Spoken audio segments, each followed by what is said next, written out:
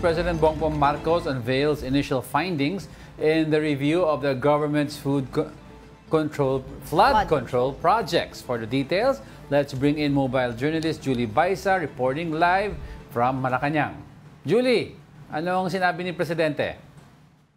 Good morning, Diego, Angela. Inilunsad nga ng Pangulo ngayon yung sumbong sa pangulo.ph. Yan daw yung website na gagamitin ng publiko para makita or maiulat yung status ng mga flood control project sa kani-kanilang lugar. Pwede nilang i-report doon kung maganda ba, hindi maganda o ano yung naging problema. Kasabay niyan, inulat ng Pangulo yung key findings nila, mga initial findings lang ito tungkol sa mga flood control projects. Una, sa kabuuan, merong mahigit 9,800 flood control projects, 545.64 billion pesos yung halaga niyan. Pero ang problema, higit 6,000 ng mga proyekto na yan, hindi inilagay yung exact type at yung several projects meron din daw same contract cost. Ang sabi ng Pangulo, nanggaling din daw siya sa LGU at imposible daw na magkaroon ng parehas na amount at parehas na contractor yung mga yan.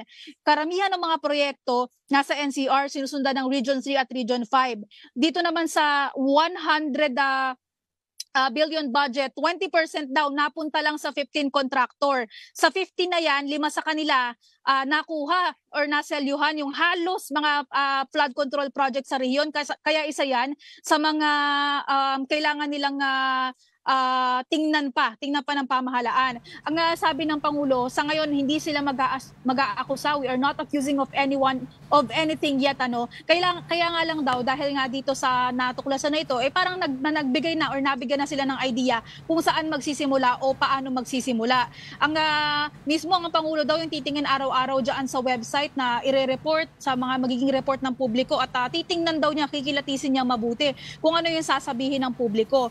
Ngayon nagbabala yung Pangulo, sabi niya baka masangkot daw yung mga taong malalapit sa kanya o posibleng may posisyon sa gobyerno na malapit sa kanya, pero ang pipiliin daw niya, mas malapit daw sa puso niya yung taong bayan. So yun daw yung uunahin niya. Bukod naman dito sa flood control projects, na itanong na rin sa Pangulo yung kung nabalitaan ninyo, meron si Mr. Ramon S. Ang na sabi niya gusto niyang tumulong sa gobyerno na sugpuin yung flood control projects. Ang sabi ng Pangulo, welcome daw yan. Thank you daw, nagpapasalamat siya dahil kailangan naman daw talaga ng tulong ng pribadong sektor ng pamahalaan. Kaya nga lang daw, yung proposal na ito, kailangan din daw kasing sugpuin or resolbahin muna ng LGU yung problema sa garbage problem. Sa ngayon, may existing problems daw, halos yung karamihan ng mga LGU. Ngayon yung sinabi ni Senador Panfilo Lacson na itap yung other billionaires, welcome din daw yan. Lahat daw ng gustong tumulong, tatanggapin daw ng pamahalaan. Kaya lang, kailangan daw tingnan at makipag-ugnayan muna para sa mga proposal na ito. Ngayon, hindi naman nagbigay ng kahit anong pangalan ng Pangulo. Tinatanong namin kung ikukumpirmahin ba niya kung mayroong mga undersecretary or other officials ng DPWH na nasibak. Ang sabi niya, paano daw siya magbibigay ng pangalan kung ngayon pa nga lang daw inilunsad yung website. At ngayon pa lang sila kukuha ng mga report. Kailangan muna daw marinig yung ulat ng taong bayan at kailangan maging patas din daw sa lahat. Nagsisimula pa lang naman daw yung proseso. For sure, meron din naman daw mga proyekto na maayos, meron din naman daw mga opisyal at mga tao na may halaga yung nagawa, kaya kailangan maging fair o maging patas ng pamahalaan. Kung meron naman daw evidence of corruption, kung makikita nila na may corruption sa isang proyekto, for sure, kikilos daw ang pamahalaan. Ngayon lang din pala naiulat ng Pangulo kung sino yung lead agency na mamumuna sa investigasyon. Ang sabi niya, yung Department of Economy, Planning and Development o yung DepDev. Dati yung NEDA. So, pangungunahan niya ni Secretary Balisacan. Tinitingnan daw ng NEDA yung papel, yung listahan at titingnan nila ano doon yung problematic at i-identify ano nga yung mga naging problema. Mas madali na daw, ngayong tutulong na nga rin daw yung pamahalaan kasi sabi niya, 80 to 90 million pairs of eyes, mas marami yan kesa sa kanila lang sa gobyerno. Aside from the flood control projects, nagsalita rin ng Pangulo tungkol doon sa recent development sa Bajo de Masinloc. Sabi niya hindi daw niya alam kung saan nagmumula yung sinasabing ang bansa ay playing with fire or he is playing with fire. Kasi ang sabi niya, sinasabi lang naman niya kung ano yung totoo. Ayaw din naman daw talaga, wala din naman daw kahit sino na gustong makipaggera o pumasok sa gera. Pero kung magkakaroon daw kasi ng gulo sa Taiwan, panigurado na madadawit o maiipit ang Pilipinas. Kaya't iyon daw yung ating pinaghahandaan. Ngayon naman, wala siyang special instruction sa mga vessels ng bansa dyan sa Baho de Masinloc. Hindi rin naman daw nag-increase yung ating activity doon. Talagang sumasagot lang naman daw tayo sa kung ano yung ginagawa sa atin. So, asahan natin na mananatili, hindi magbaback out yung pamahalaan sa pagtatanggol daw ng ating teritoryo. Julie, doon sa flood control review na ginawa ni PBBM kanina, nabanggit din ba niya dito yung sinasabi ni Senator Panfilo Lacson na passing through graph scheme? Ito yung sinasabi niya na kung sakali, kung if ever may isang kontraktor na magtatayo ng proyekto sa isang distrito ng isang congressman at itong congressman na to merong relative na contractor din, kailangan magbayad ng 5 to 6% na passing through fee na eventually nakakaapekto rin doon sa budget ng mismong project. Angela, hindi binanggit ng Pangulo itong sinabi ni Senator Panfilo Lacson na ito kasi actually sa kanya na rin ang galing. Very basic information and data lang yung nailabas nga niya ngayong araw kasi yung iba pa nga sa nire-report niya, sinasabi niya for sure matic na yun eh. For example, sinabi nga din niya kanina na more than 2,400 yung contracting entities. Nireport lang din daw niya yun, pero yun naman daw, normal daw yun kasi sa mga maliliit nga naman na barangay or sa mga maliliit na lugar, talagang yung local contractor yung kanilang kinukuha para mas mabilis nga yung maging proyekto. So, etong report, very raw pa siya. Hindi pa ganoon ka solid and even him, inadmit niya nakakasimula lang nila kaya hindi siya makapag-name names, kumbaga.